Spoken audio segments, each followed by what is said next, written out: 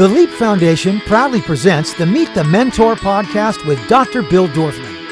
Dr. Bill is a TV host, New York Times best-selling author, two-time Guinness World Book record holder, fitness guru, celebrity cosmetic dentist, and philanthropist who founded the Leap Foundation. Here's Dr. Bill. Hey, Dr. Bill here with a favorite mentor. This is so exciting. We're back to like normal. We haven't done this little studio action for a long time, but we had a great and successful week at Leap last week.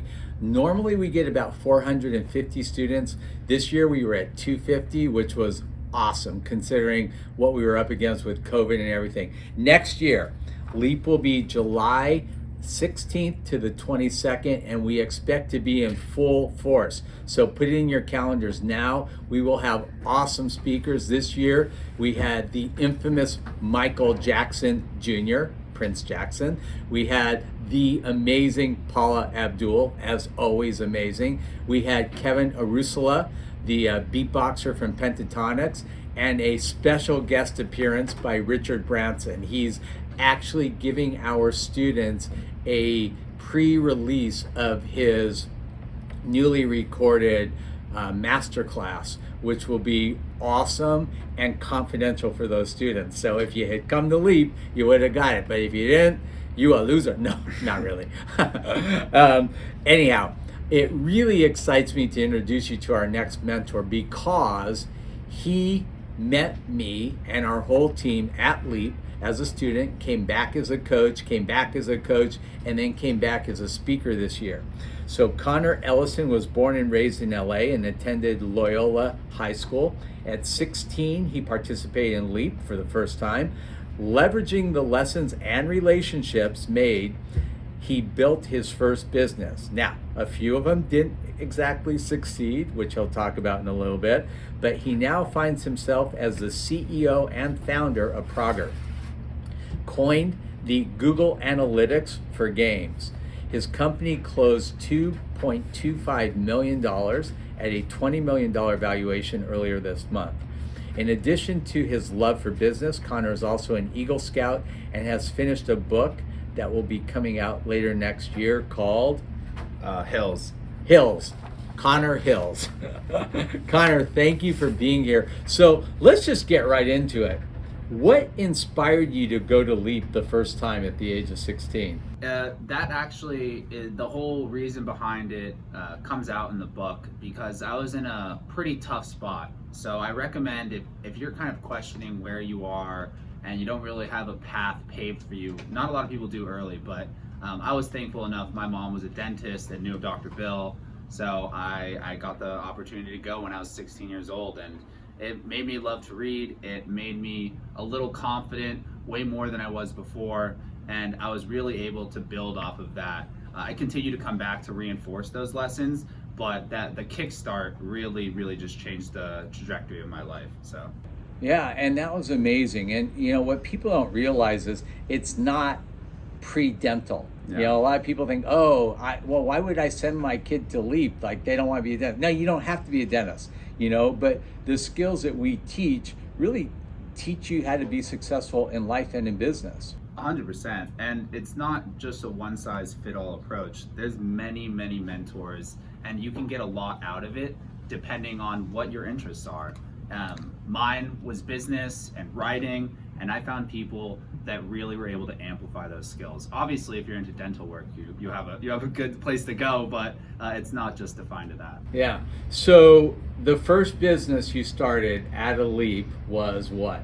It was drop shipping before drop shipping. It was Okay. I was very into going to music festivals, and I found these diffraction classes. And what I did is I got a business plan together, which I learned at Leap, and I had a couple people in my network. It wasn't investors like it is now, but it was family friends who I knew had money and believed in me. So long story short, I raised about $3,000. I was able to buy a bulk shipment of the glasses. I pretty much interacted with a point of contact in China, and I was able to get them over here. And then I just started packaging them and meeting people and then shipping them out to them.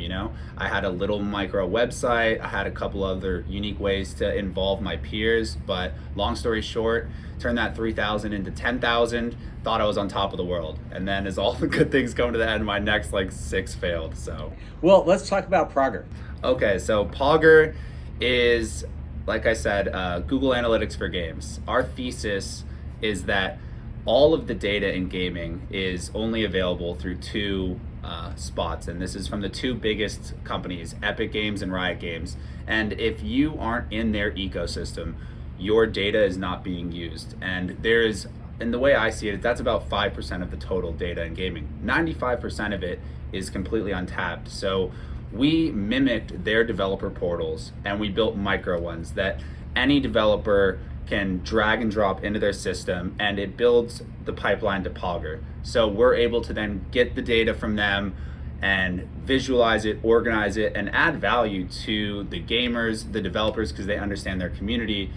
The way we like to see it is you're no longer looking at a community of usernames, it's a community of people and their habits. And versus a company like Facebook who is trying to monetize that through buying habits or just kind of really trying to position how you think. We're just here to make you have more fun when you're online and provide more access. So the thing that scares me is I actually understood what you just said, which really is shocking. So for those of you who are like me and not very game savvy, I'm going to put this in really easy terms.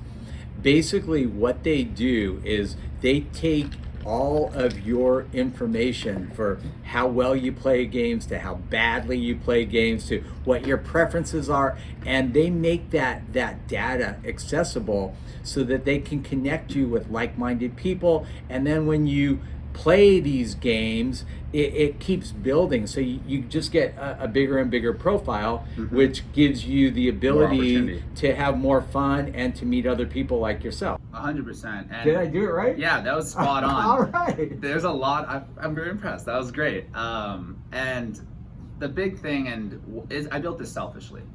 This is something I wanted when I was younger. In the computer lab by myself. That's the best invention. Yeah. I wanted whiter teeth, and I built Zoom. Yeah. I mean, when you see a niche in a market that really hits home, you'll be so passionate about it, right? 100%. I've just kind of learned this phrase, ikigai, and it's the center of 4 pillars. It's what the world needs, what makes you happy, what makes you money, and I'm kind of blanking on the last one, but you get the point. It's the center point, and that's really what's the special sauce. I was the same. I was the icky guy, like that icky gel that you put on your teeth. Icky guy, icky guy. I mean, it's amazing, and so tell me how you actually monetize this business, because all these kids are watching like, okay, that sounds cool and that sounds fun, but I want to make money. 100%. So how do you monetize that? So I'll do it from our business perspective, but it can go down to how you as a gamer can eventually profit and benefit off of it in a financial way. So for us, there's 3 key phases. The first one is we have to build the pipeline. We have to connect all of these games that have never been connected together. The way I like to visualize this is in the early days when all the cities around the United States were there, they had to build train tracks. They had to connect them in order for it to become more efficient. So we're doing the same thing, but in the gaming space. And this way it's in the form of an SDK, a SaaS model. So it's a service as a subscription. So they put our SDK, which is a software developer kit, into their game, and based off of the data that they use and that is going through, we have our kind of margins based off of what Google's charging, for hosting. Right. That's the first phase, and it's not a huge uptick in revenue. I'm saying it'll be $1 million by 2023, which sounds good, but we have our eyes set on hundreds of millions. So it goes into phase 2, which is all about the consumer. So we have the data coming in, and now we can actually add value to you as a player through the profile system, because before you could have a profile system, but where are you getting the data from? How are you showing it off? Right. So we do that, and we're also not trying to charge the players. Players pay enough for games, subscriptions. So obviously there's a tier where if you want to kind of donate in a sense. It's similar to Discord Nitro, where we're not going to feature block anything, but if you want that extra information, if you want faster poll times, there's a whole key series of benefits for it, and that's our consumer model. We're not really expecting it to go crazy, but the third phase is where we consider ourselves a unicorn. This is where we have compounding data on players time and time again. It's not just one game, it's how if you're looking at their game history in a pie chart, how do they prioritize their time? Where are they going? That information is important to third parties, but also in a different way. The world is changing. I worked at FaZe Clan, and when they're hiring or signing talent, along with a lot of the other big games, they're doing it off of clout, off of connections, off of how much content you can put out, because that's what they can actually see the numbers and metrics for. We're allowing you to now see the metrics of gamers from a statistical lens. So you're able to go and find and craft teams that aren't super expensive, because you're able to find and identify people as they're coming up. So it opens up a new pipeline, which also provides opportunities to our gamer. The other kind of side, and this is really cool, the college system. There's esports teams everywhere. How are they going to filter who they give scholarships to? Yeah. So No, that's emerging awesome. markets, there's a whole plethora of things once we have this data mode. But yeah. So one of the things that we really stress at Leap is networking. And it's not always what you know, it's who you know. I am going to a meeting when we finish this with my Tiger 21 group. And in that group is one of our speakers who came to Leap this year. His name is Shurik. Yes. Shurik owns Oxilla. They are a payment platform for in-game purchases of videos. Wow. Right? And so he is in 4,000 of the most popular games, and he has 750 different payment platforms. That's incredible. Platforms like you're familiar with Venmo and PayPal and those things. Those are payment platforms. So when gamers are playing games, he actually is generating revenue every time you buy a skin or you do this or you do that. So he actually would have access to all the people that you want to get access to. Yeah, that would be a great informational interview right there. So I'm going to put you guys in touch. So I appreciate that. yeah, Who knew this that could be a podcast would good have thing. more benefits? Yeah, and then you can sponsor a bunch of kids for Leap. Oh, I plan on it. The second it happens, me and I'll convince my investors and my team to really do it, because it does change lives. It does. So Yeah. So after it's Pogr. Not Yes, Pogr. sir. After Pogr explodes, what's next for you? So my team that I built this with, we're still small. So we just got our investment and we're identifying our key hires, but it was just me and my two co-founders who built this.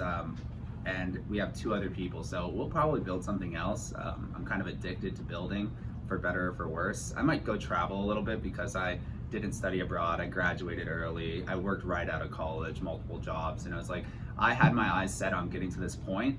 And I think I deserve a little rest and relaxation. So I'm gonna do that, and then I'll come back and keep building.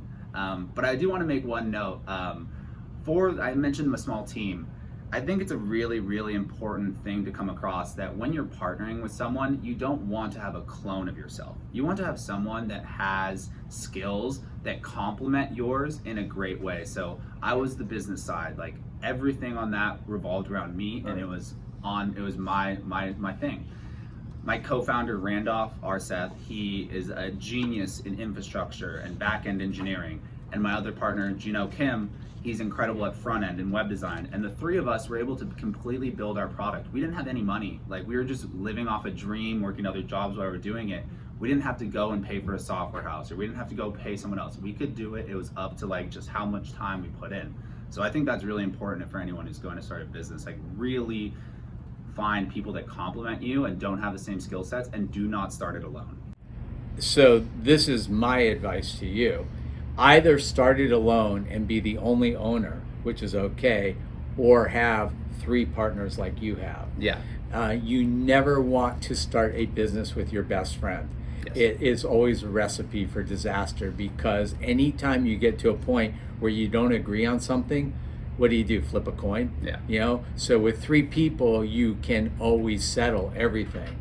So what 100%. you did was super smart. Connor, thank you so much for coming and doing this with us. And I look forward to hearing an update at LEAP next year. Sign up for LEAP. You can actually sign up now.